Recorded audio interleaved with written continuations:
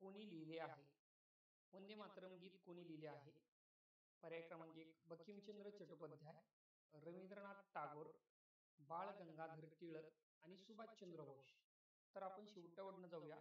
ड पर्यायात सुभाषचंद्र बोस दिले, यांनी नेताजी ज्यांना आपण म्हणून ओळखतो, ज्यांनी आझाद हिंद सरकारची स्थापना केलेली होती, ते सुभाषचंद्र बोस. या प्रश्नाचं उत्तर नाहीये. बाळ गंगाधर टिळक, लोकमान्य टिळक ज्यांना आपण म्हणतो, त्यांनीही वंदे मातरम लिहिलेलं नाही. रवींद्रनाथ टागोरांनी भारताचं राष्ट्रगीत लिहिलंय, जन गण मन, जे गीतांजली काव्यसंग्रहातून लिहिलेलं आहे.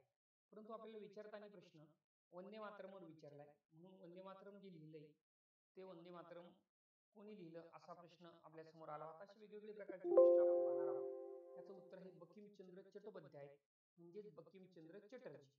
चला पुढच्या प्रश्नाकडे जाऊया. डॉक्टर बाबासाहेब आंबेडकर यांचे जन्मस्थळ कोणते? मुंबई, पुणे, रत्नागिरी आणि महाड. तर रायगड जिल्ह्यातील महाड, ज्याला 14 तळ्याचा सत्याग्रह डॉक्टर बाबासाहेब आंबेडकरांनी जाती व्यवस्था मिटवून टाकण्यासाठी केला होता, तिथेच डॉक्टर बाबासाहेब आंबेडकरांचं जन्मस्थळ आहे. याचं समर्पक उत्तर आहे महाड. पुढच्या प्रश्नाकडे जाऊया. युनिसेफ ही कोणत्या क्षेत्राशी संबंधित संस्था आहे?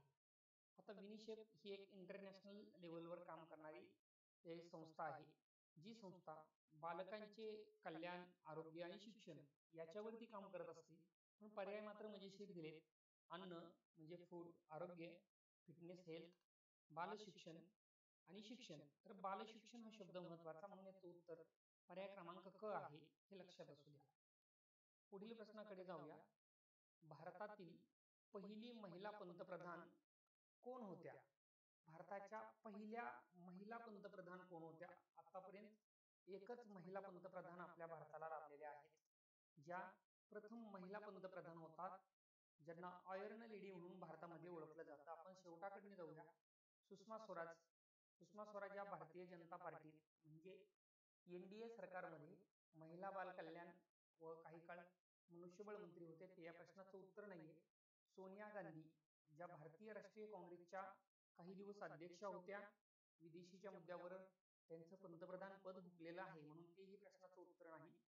इंदिरा गांधी, काँग्रेस सरकारच्या काळामध्ये इंदिरा गांधी ज्या होत्या त्या 63 पर्यंत पंतप्रधान होत्या, म्हणून प्रश्नाचं उत्तर इंदिरा गांधी आहे. आणि प्रतिभाताई पाटील ह्या राष्ट्रपती होत्या, आपल्याला पंतप्रधान विचारले, म्हणून याचं उत्तर पर्याय क्रमांक ब, इंदिरा गांधी. संपूर्ण स्वराज्याची घोषणा कोणी केली?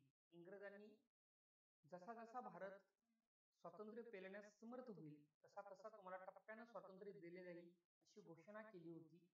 त्यावर संपूर्ण स्वातंत्र्य आम्हाला हवे आहे, तेच आम्हाला द्या अशी मागणी एका काँग्रेस चळवळीतील वरिष्ठ नेत्याने केली होती. त्याचं नाव आपल्याला विचारले.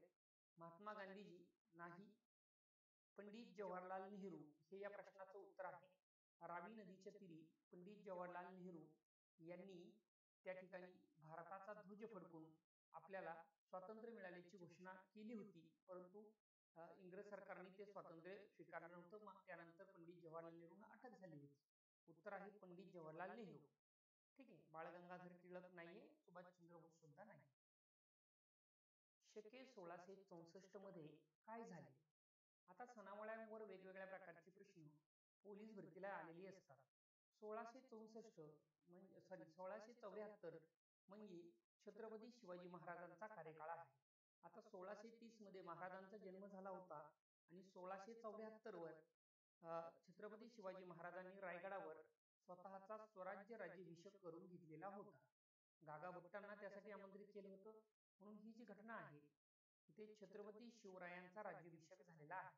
पर्याय क्रमांक 3 याचं उत्तर आहे.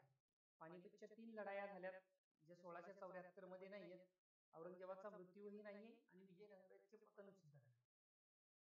भारतीय संविधानानं आपल्याला जे मूलभूत हक्क दिलेले आहेत, त्या मूलभूत हक्क कोणत्या भागामध्ये नमूद केलेले आहेत? आता मूलभूत हक्क जे आहेत संविधानामध्ये आपल्याला पूर्वी 7 प्रकारचे हक्क दिले होते. त्याच्यामध्ये संपत्तीचा अधिकार आपला निरसित करण्यात आलेला आहे, म्हणजे 6 हक्क आपल्याला राहिलेले आहेत. ते कुठल्या भागामध्ये नमूद आहेत असं विचारले तर ते भाग क्रमांक 3 मध्ये मूलभूत हक्कांची यादी आहे, म्हणून पर्याय क्रमांक 2 आपलं उत्तर आहे. भाग क्रमांक 3. भारतातील सर्वात लांब नदी कोणती? आता भारतातील सर्वात लांब नदी आपल्याला विचारलं आहे, जगातील आलं असतं तर आपल्याला त्याचं उत्तर नाईल लिहावं लागलं असतं. पण आपल्याला भारतातली विचारली आहे, तर एकच नंबरला आपलं उत्तर आहे गंगा नदी, जी भारतातली सर्वाधिक लांब नदी आहे. आता मोठी नदी म्हटलं पात्रानी तर आपली ब्रह्मपुत्रा ही मोठी नदी आहे. ठीक आहे. कृष्णा नदी पण पर्याय दिली ती महाबळेश्वराचे उगम स्थान आहे. पण आपलं उत्तर मात्र गंगा आपल्याला लिहायचं. सौरमालेतील सर्वात मोठा ग्रह कोणता? सौरमालेमध्ये परिघीय कक्षेमध्ये वेगवेगळ्या प्रकारचे ग्रह फिरत असतात. त्याच्यामध्ये आपण पाहिलं तर सूर्याभोवती फिरणारे हे सूर्यमालेतील ग्रह आहेत. यातला सर्वात मोठा ग्रह आपल्याला विचारलेला आहे. सूर्यमालेमध्ये बुध, शुक्र, शनी, मंगळ, पृथ्वी, युरेनस, नेपच्यून इत्यादी प्रकारचे ग्रह फिरत असतात. सूर्यमालेत प्रथमतः बुध हा जो ग्रह आहे तो सर्वात जवळचा ग्रह आपण मानत असतो. पण आपल्याला तो नाही विचारला, आपल्याला विचारलाय की मोठा ग्रह कोणता. तर सर्वांचा गुरु जो असतो तो सर्वांचा मोठा ग्रह आहे गुरु ग्रह. याचं उत्तर ड आहे. पुढे जाऊया. भारताचे विद्यमान राष्ट्रपती 2025 मध्ये कोण आहे? हा करंट अफेअरवर येणारा हा प्रश्न आहे. तर भारताच्या सध्याच्या ज्या विद्यमान राष्ट्रपती आहेत त्या द्रौपदी मुर्मू आहेत. लगेच प्रश्नाच्या पुढे जाऊया, अजिबात आपल्याला टाइमपास करायचा नाहीये. चंद्रयान 3 ने चंद्रावर यशस्वी लँडिंग केले, ते कधी केले? याच्यावरती आपल्याला प्रश्न आलेला आहे की चंद्रयान लँडिंग कधी झाले. जगभरामध्ये मित्रांनो भारत वेगवेगळ्या प्रकारचे उपग्रह वरती सोडत असतो आणि भारताच्या शिरपेचामध्ये एक मानाचा तुरा ज्याला आपण म्हणतो तो या गोष्टीमुळं मिळाला होता. आतापर्यंत जगामध्ये चीन, रशिया आणि अमेरिका यांनी अ, उपग्रह सोडण्याचं काम चंद्रावरती केलं होतं. आता भारतानेही याच्यावर काही वेळेस प्रयोग केला, परंतु तो प्रयोग बऱ्याच अंशी अयशस्वी होत होता. परंतु एका तिथीला भारताने चंद्रावरती उपग्रह सोडण्याची यशस्वी किमया केल्याची घटना सगळ्यांनाच माहीत आहे आणि त्याच्यामुळे भारताचं अंतराळातील वजन बऱ्यापैकी आता वाढलेलं दिसत आहे. आणि याच्यावरच आत्ताचा प्रश्न आहे की भारतानं चंद्रयान कधी सोडलेलं आहे. कमेंट बॉक्समध्ये तुम्ही त्याचं उत्तर देऊ शकताय. भारताने चंद्रयान कधी सोडलेलं आहे. जर आपल्याला ते उत्तर देत असेल तर हा प्रश्न मी तुमच्यासाठी सोडतोय. अपेक्षित उत्तर तुम्ही देणं आहे. चला पुढे जाऊया. मोबाईल नंबर पोर्टेबिलिटी कोणत्या क्षेत्राशी संबंधित आहे? आरोग्य, शिक्षण, दूरसंचार, वाहतूक. तर याचं उत्तर दूरसंचार आहे. संविधान कॉन्स्टिट्यूशन भारतीय संविधानाची अंमलबजावणी कधी झाली आहे? तर भारतानं आपलं संविधान जे आहे मित्रांनो, प्रथमतः भारत 15 ऑगस्ट 1947 ला स्वातंत्र्य झाला. 26 नोव्हेंबर 1949 ला आपण आपलं संविधान स्वीकारलं आणि 26 जानेवारी 1950 ला त्याचा अंमल आपल्या देशामध्ये सुरू झाला. प्रश्नामध्ये अंमलबजावणी कधी झाली हा प्रश्न विचारलाय, म्हणून अपेक्षित उत्तर जे आहे ते 26 जानेवारी 1950 आपल्याला लिहिणं अपेक्षित आहे, जे ब पर्यायामध्ये दिलेलं आहे. भारतीय संविधानाचे शिल्पकार कोण? जेव्हा भारत इंग्रजांच्या ताब्यातनं स्वातंत्र्य झाला त्यावेळेस भारतामध्ये प्रशासन चालवण्यासाठी संविधान आलं. आता ते संविधान कोणी लिहिलं? तर ते संविधान लिहिण्याची जी प्रक्रिया आहे ती कधी पार पडली आणि ती कुणाच्या अध्यक्षतेखाली खाली पार पडली? तर मसुदा समितीचे जे अध्यक्ष आहेत डॉक्टर बाबासाहेब आंबेडकर हे संविधानाचे शिल्पकार मानले जातात. भारतीय संसद किती सभागृहांची आहे? भारतीय संसद किती सभागृहांची आहे? तर राज्यसभा आणि लोकसभा 2 सभागृहांची आहे. म्हणून उत्तर आपल्याला ब द्यायचं आहे. सत्यशोधक समाजाची स्थापना कोणी केली? सत्यशोधक समाज जो महात्मा फुलेंनी सत्य मांडण्यासाठी, शेतकऱ्यांचा आवाज मांडण्यासाठी आणि धर्मातलं अवडंबर जे आहे ते समाजासमोर मांडण्यासाठी सत्यशोधक समाजाची स्थापना महात्मा फुलेंनी केलेली होती. पर्याय क्रमांक 1 त्याचं उत्तर आहे. ठीक आहे. डॉक्टर बाबासाहेब आंबेडकरांचे अनेक वर्तमानपत्र आणि अनेक ग्रंथ आपल्याला माहित आहेत. बुद्ध अँड हिज धम्म किंवा वेगवेगळ्या प्रकारचे त्यांचे वर्तमानपत्र आहेत. पीपल एज्युकेशन सोसायटी यांची स्थापना आहे. तात्या टोपे तुम्हाला माहिती आहे 1857च्या उठावात नानासाहेब पेशव्यांचे महत्वाचे सरदार होते. गोपाळ गणेश आगरकर सुद्धा आपल्याला माहिती की डोंगरीच्या किल्ल्यातले 100 दिवस नावाचं पुस्तक गोपाळ गणेश आगरकरांचं आहे. ठीक आहे. पुढे जाऊया आपण. भारत कोणत्या प्रकारचे राष्ट्र आहे?